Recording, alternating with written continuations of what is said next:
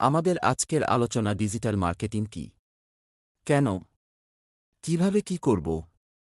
অ্যাথেওজ সবাইকে NS digital service এ স্বাগতম। Digital marketing কি? এই প্রশ্নটি এখন আর কারো অজানা না। ডিজিটাল মার্কেটিং নিয়ে ফেসবুক, ইউটিউবে গেলেই এত বিজ্ঞাপন, সফলতার গল্প, হাজার হাজার ডলার অনলাইনে আয় করার ভিডিও। এত আলোচনা চারদিকে ছড়িয়ে আছে যে যারা ইন্টারনেট ব্যবহার করেন তারা কম বেশি সবাই জানেন ডিজিটাল মার্কেটিং মানে কি। কমন প্রশ্ন কিন্তু দরকার সবচেয়ে নির্ভরযোগ্য ও সহজ উত্তর। ডিজিটাল মার্কেটিং চ্যানেল কি? একটা প্রতিষ্ঠান ডিজিটাল মার্কেটিং যে প্ল্যাটফর্মে করে থাকে সেই প্ল্যাটফর্মগুলোকে ডিজিটাল মার্কেটিং চ্যানেল বলে। যেমন আপনি যদি ফেসবুকে মার্কেটিং করেন তাহলে আপনার ডিজিটাল মার্কেটিং চ্যানেল হবে ফেসবুক। আপনি যদি ইউটিউবে মার্কেটিং করেন আপনার ডিজিটাল মার্কেটিং চ্যানেল হবে ইউটিউব। ডিজিটাল মার্কেটিং নিয়ে জানলাম, তাহলে স্বাভাবিক একটি প্রশ্ন আসে, ডিজিটাল মার্কেটিং আসার আগে কোনো ব্যক্তি বা প্রতিষ্ঠান যে উপায়ে মার্কেটিং করত সেটাকে কি বলে? এটাকে বলে ট্র্যাডিশনাল মার্কেটিং। ট্র্যাডিশনাল মার্কেটিং কি? সাধারণত অনলাইনের বাইরে আপনি মার্কেটিংয়ের যা কিছু দেখছেন সেসব কিছুই ট্র্যাডিশনাল মার্কেটিং। অর্থাৎ ডিজিটাল মার্কেটিং বা ইন্টারনেট মার্কেটিং আসার আগে একটি প্রতিষ্ঠান যে উপায়ে মার্কেটিং করত তাই ট্র্যাডিশনাল মার্কেটিং। যেমন টেলিভিশন বা রেডিও, সংবাদপত্র, ম্যাগাজিনে বিজ্ঞাপন, লিফলেট, ব্যানার ইত্যাদি হল ট্র্যাডি। এবার আমরা জানব ডিজিটাল মার্কেটিং কত ধরনের হয় এবং সেগুলো কি কি। ডিজিটাল মার্কেটিংয়ের প্রধান স্তম্ভ কয়টি? ডিজিটাল মার্কেটিংকে প্রাথমিকভাবে দুই ভাগে ভাগ করা যায়। প্রথমটি হচ্ছে অর্গানিক মার্কেটিং এবং দ্বিতীয়টি হচ্ছে পেইড মার্কেটিং। অর্গানিক মার্কেটিং কি? যখন কোনো প্রতিষ্ঠান সম্পূর্ণ ফ্রিতে ডিজিটাল মিডিয়াগুলো ব্যবহার করে মার্কেটিং করে, তাহলে এই ধরনের মার্কেটিংকে অর্গানিক মার্কেটিং বলে। অর্থাৎ আপনি মার্কেটিং করার জন্য ওই ডিজিটাল প্ল্যাটফর্মকে কোনো টাকা দিচ্ছেন না, আপনি কন্টেন্ট তৈরি করে শুধু কন্টেন্ট ডিজিটাল মিডিয়াতে পাবলিশ করে দিচ্ছেন আর তাতেই আপনি হাজার হাজার ভিজিটর পেয়ে যাচ্ছেন, কাস্টমার তৈরি হচ্ছে। আপনার একটা ফেসবুক পেজ আছে বা ইউটিউব চ্যানেল আছে। আপনি দারুণ একটি ভিডিও তৈরি করে আপনার ফেসবুক পেজে বা ইউটিউব চ্যানেলে পাবলিশ করে প্রোডাক্ট সার্ভিস নিয়ে যে মার্কেটিং করছেন সেটাকেই আমরা বলতে পারি অর্গানিক মার্কেটিং। তাহলে এবার জেনে আসা যাক পেইড মার্কেটিং বা পেইড অ্যাডভার্টাইজমেন্ট। পেইড মার্কেটিং কি? আপনি আপনার কন্টেন্টকে লাখ লাখ মানুষের কাছে পৌঁছাতে চান, কিন্তু আপনি আপনার ফেসবুক পেজ বা ইউটিউবে কোনো কন্টেন্ট পাবলিশ করলে এত মানুষের কাছে পৌঁছায় না। তাহলে উপায় হচ্ছে আপনি ফেসবুকে ডলার দিয়ে বলবেন আপনার কন্টেন্টটা যাতে আপনার টার্গেট অডিয়েন্সের কাছে পৌঁছে দেয়। আপনি যত বেশি টাকা ফেসবুককে পে করবেন তত বেশি মানুষের কাছে ফেসবুক আপনার কন্টেন্টকে পৌঁছে দিবে। অর্থাৎ এখানে আপনি মার্কেটিং করছেন সম্পূর্ণ টাকা দিয়ে। আমরা আমাদের আশেপাশে যে বুস্টিং করা বা বুস্ট করা এই টার্মগুলো শুনি এগুলোই হচ্ছে পেইড মার্কেটিং। পেইড এবং অর্গানিক মার্কেটিং ছাড়া আমরা যদি প্ল্যাটফর্ম বা ডিজিটাল মার্কেটিং চ্যানেল হিসেবে ভাবি তাহলে ডিজিটাল মার্কেটিং আবার কয়েক ধরনের হয়। ডিজিটাল মার্কেটিং কত প্রকার ও কি কি?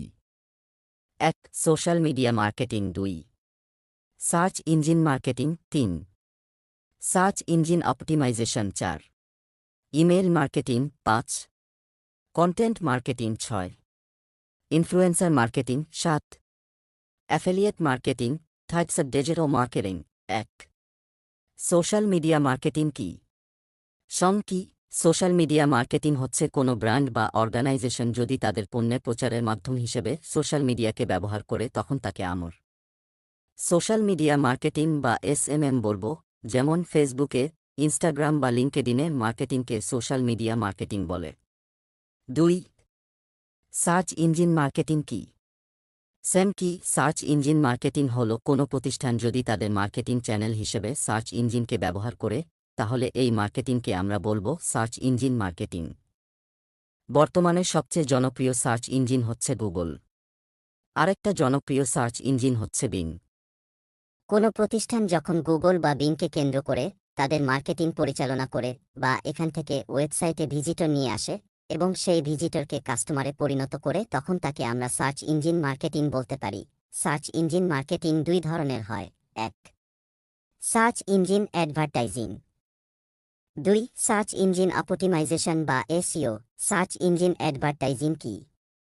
সার্চ ইঞ্জিনে যখন আপনি পেইড বিজ্ঞাপনের মাধ্যমে আপনার প্রতিষ্ঠানের প্রচারণা চালাবেন তখন তাকে আমরা সার্চ ইঞ্জিন অ্যাডভার্টাইজিং বলে। যেমন Google search add, being. Email marketing কি? কোনো প্রতিষ্ঠান যখন তার কাস্টমার বা সম্ভাব্য কাস্টমারদের সাথে ইমেইলের মাধ্যমে প্রোডাক্ট বা সার্ভিস সম্পর্কে আগ্রহ তৈরি করে অথবা ব্র্যান্ডিং করে, তখন তাকে ইমেইল মার্কেটিং বলে। ইমেইল মার্কেটিং করতে হলে আপনাকে প্রথমে কাস্টমারদের বা সম্ভাব্য কাস্টমারদের ইমেইল সংগ্রহ করতে হবে। এরপর কোনো একটা ইমেইল মার্কেটিং সফটওয়্যার ব্যবহার করে ইমেইল মার্কেটিং করতে হয়। যেমন খুব জনপ্রিয় একটি ইমেইল মার্কেটিং সফটওয়্যার হচ্ছে মেইলচিম্প। কন্টেন্ট মার্কেটিং কি? কন্টেন্ট মার্কেটিং হচ্ছে এমন একটি মার্কেটিং অ্যাপ্রোচ যেখানে একটি প্রতিষ্ঠান টার্গেট কাস্টমারদের পেইন পয়েন্টগুলো হাইলাইট করে সেই সমস্যাগুলোর সমাধান নিয়ে প্রচুর পরিমাণে ফ্রি কন্টেন্ট তাদের সবগুলো ডিজিটাল মিডিয়াতে উন্মুক্ত করে দেয়। যেহেতু এই কন্টেন্টগুলো মানুষকে হেল্প করার জন্য তৈরি এবং হাইলি রিসোর্সফুল, তাই এগুলো অডিয়েন্স নিয়েরাই শেয়ার করে বিভিন্ন তাদের নিজেদের ডিজিটাল মিডিয়াগুলোতে। এর ফলে কোনো ধরনের পেইড ক্যাম্পেইন না করেও খুব ভালো পরিমাণ ব্র্যান্ডিং হয় ওই প্রতিষ্ঠানের। ব্র্যান্ডের কোনো প্রোডাক্ট বা সার্ভিস কিনতে উৎসাহী করে তোলে অডিয়েন্সকে। 5. ইনফ্লুয়েন্সার মার্কেটিং কি? যখন কোনো প্রতিষ্ঠান তাদের প্রোডাক্ট বা সার্ভিস কোনো একজন ডিজিটাল ইনফ্লুয়েন্সারের মাধ্যমে ডিজিটাল মিডিয়াগুলোতে প্রমোট করে, তখন তাকে ইনফ্লুয়েন্সার মার্কেটিং বলে। এক্ষেত্রে ইনফ্লুয়েন্সারদের প্রচুর পরিমাণ ফ্যান ফলোয়ার থাকতে হয়। এই ফ্যানবেস যে ব্র্যান্ডের প্রোডাক্ট বা সার্ভিসের সাথে ম্যাচ করে, তারাই এই ইনফ্লুয়েন্সারকে তাদের প্রোডাক্ট বা সার্ভিস প্রমোট করতে ব্যবহার করবে। উদাহরণস্বরূপ আপনারা ফেসবুক বা ইউটিউবে বিভিন্ন সময়ে অনেক জনপ্রিয় মানুষজনকে কোনো প্রোডাক্ট বা সার্ভিস প্রমোট করতে দেখেন। 6. অ্যাফিলিয়েট মার্কেটিং কি? কিভাবে অ্যাফিলিয়েট মার্কেটিং করে? অ্যাফিলিয়েট মার্কেটিং হচ্ছে এমন একটি মার্কেটিং প্রক্রিয়া যেখানে যে কেউ চাইলে একটা প্রতিষ্ঠানের প্রোডাক্ট বা সার্ভিস অনলাইনে নিজের চ্যানেলের মাধ্যমে বিক্রি করে দিয়ে সেই প্রোডাক্টের বিক্রিত প্রাইস থেকে একটা নির্দিষ্ট অংশের কমিশন লাভ করা। ধরুন একটা প্রতিষ্ঠান সাইকেল বিক্রি করে, আপনি ওই প্রতিষ্ঠানের অ্যাফিলিয়েট পার্টনার হয়ে আপনার ইউটিউব চ্যানেলে বা ফেসবুকে এই সাইকেল নিয়ে একটা খুব সুন্দর রিভিউ পোস্ট করলেন। ভিডিওর সাথে একটা লিঙ্কও দিয়ে দিলেন। যদি কেউ এই সাইকেলটি কিনতে চায়, তারা এই লিঙ্ক থেকে গিয়ে কিনে নিতে পারবে। ধরলাম আপনার রিভিউ দেখে 100 জন মানুষ আপনার দেওয়া লিঙ্ক থেকে গিয়ে সাইকেল কিনে নিল। প্রতিটা সাইকেলের দাম 1,50,000 টাকা। এই প্রতিষ্ঠান অ্যাফিলিয়েট পার্টনারদের সাথে কমিশন শেয়ার করে 10, অর্থাৎ আপনি একটা সাইকেল বিক্রি করে দিলে পাবেন 1,500 টাকা। তাহলে 100 জনের কাছে সাইকেল বিক্রি করে দিয়ে ইনকাম করলেন 1,500 টাকা। অ্যাফিলিয়েট মার্কেটিং খুবই জনপ্রিয় একটি মার্কেটিং মডেল। এতে দুই পক্ষই লাভবান হতে পারে। সবচেয়ে জনপ্রিয় অ্যাফিলিয়েট মার্কেটিং প্ল্যাটফর্ম হচ্ছে অ্যামাজন অ্যাফিলিয়েট মার্কেটিং। একজন অ্যাফিলিয়েট মার্কেটার অ্যামাজনের প্রোডাক্টের রিভিল লিখে তার ওয়েবসাইটে পাবলিশ করে সার্চ ইঞ্জিন থেকে ভিজিটর নিয়ে আসে। ভিজিটরটা রিভিউ আর্টিকেল পরে সাথে অ্যাটাচ করা লিঙ্ক থেকে গিয়ে প্রোডাক্ট কিনে নিলে প্রতিটা বিক্রিত প্রোডাক্ট থেকে অ্যাফিলিয়েট কমিশন পেয়ে যান অ্যাফিলিয়েট মার্কেটার। একজন মার্কেটিং করে প্রতি মাসে $500 থেকে শুরু করে $5,000 পর্যন্ত অনায়াসে ইনকাম করা যায়। ডিজিটাল মার্কেটিং কেন প্রয়োজন? ডিজিটাল মার্কেটিংয়ের গুরুত্ব বা সুবিধা কী? ট্র্যাডিশনাল মার্কেটিংয়ের তুলনায় ডিজিটাল মার্কেটিংয়ের গুরুত্ব বলে শেষ করা যাবে না। ডিজিটাল মার্কেটিং কেন প্রয়োজন, ডিজিটাল মার্কেটিংয়ের সুবিধা কী তা অল্প কথায় কয়েকটি পয়েন্ট আকারে তুলে ধরা হল। কম খরচ। ডিজিটাল মার্কেটিংয়ের খরচ ট্র্যাডিশনাল মার্কেটিংয়ের তুলনায় খুবই কম। ঠিকভাবে ডিজিটাল মার্কেটিং করতে পারলে আপনার ট্র্যাডিশনাল মার্কেটিংয়ে যে খরচ হয় তার 10 ভাগের 1 ভাগ খরচ করে তার চেয়ে অনেক ভালো ফলাফল পাওয়া সম্ভব। Target audience. ডিজিটাল মার্কেটিং এ কোনো ভুল মানুষের কাছে মার্কেটিং এফোর্ট যাবে না।